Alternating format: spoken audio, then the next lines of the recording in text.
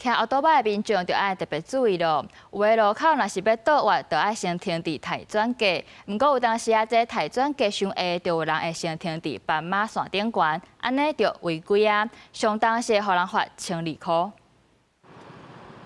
拄着愛兩段式倒彎的道路，真濟機車族攏會依規定停佇提轉架。也毋過愛注意，若你停佇行人通行的斑馬線頂，隨時可能觸發用罰。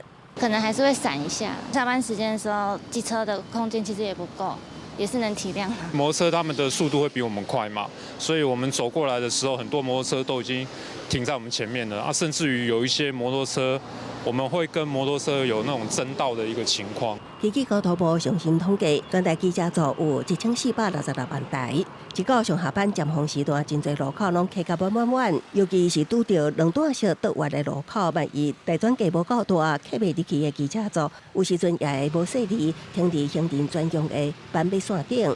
台北市交通警察大隊指出，違規佔用行人斑馬線臨時停車，會當依法開罰300以上1000字以下罰金。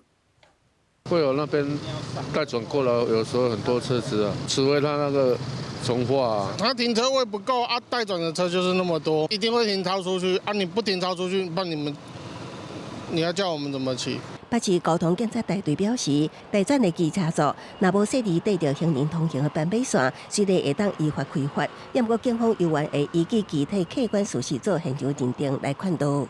具體客觀事實來去做現場認定。請問人針對剛剛的違規沒有嚴重危害到交通安全秩序，我們是可以做勸導免予舉發。